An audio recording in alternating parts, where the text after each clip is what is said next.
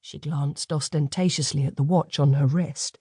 "You've been out here for nearly 3/4 of an hour." "I know that too." "Nina's got a plane to catch." She cast me an amused smile that said, "Men." I looked away guiltily. "I know." "It's all right," I said. "I've done most of the packing for me and Jackson, and Charlie promised she'd be ready by the time I was back." Rick's head disappeared beneath the bonnet again. There was the sound of several sharp taps and a mumbled curse. It might have seemed funny, but he was so obviously not finding it funny that I bit my lip to forestall even the tiniest hint of a smile. I pulled off my gloves to pick up my coffee mug and wrapped my fingers round it, grateful for the warmth, the curl of steam that licked at my cold face. "Christmas in the sunshine instead of this endless cold grey drizzle," said Karen, and pulled her jacket more closely round her, shivering exaggeratedly. "What time does your plane go?" "Not until just before 6. I'm picking Christian up on the way to Heathrow." I said it casually, but felt a small prickle of nervous happiness in my chest. Christian and I had been friends for nearly 18 years, lovers for just a few months, and now, for 2 weeks, the 4 of us would all be together in the Florida Keys. We would be the family unit I'd thought had been smashed to pieces, going on trips, making plans, collecting shared stories that we could tell and retell later, even eating breakfast together. Except Charlie never ate breakfast. She acted as though toast was immoral. I hoped she would behave herself. "I think Christmas should be cancelled," Karen was saying.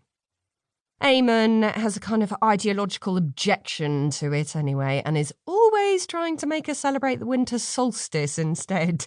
Stand around a bonfire at midnight like witches.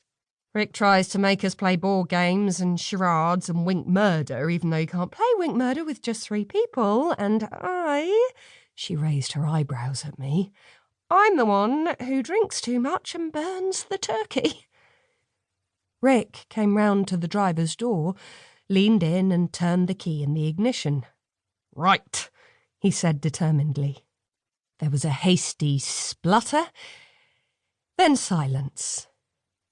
"You hope you're picking up Christian," said Karen, who seemed almost pleased. Rick pulled a face that was a caricature of confusion, anxiety, and distress.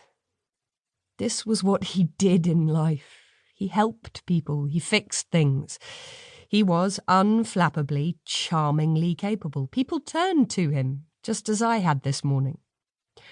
"At least you've solved the rattle," said Karen gaily, and gave a small explosive snort. "What?"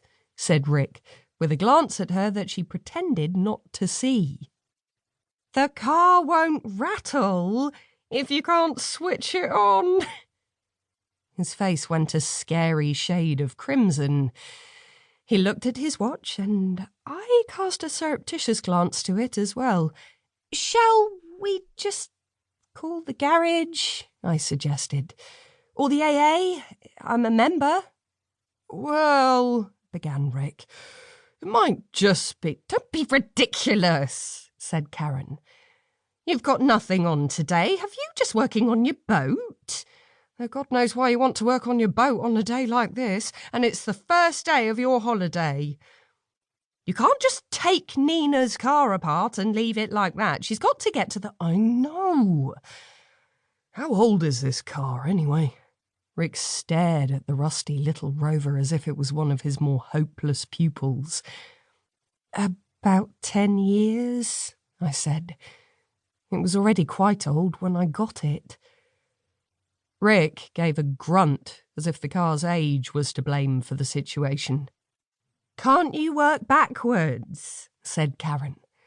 "At least you could get it back to the way it was when Nina drove it here." "What do you think I'm doing?" Rick asked.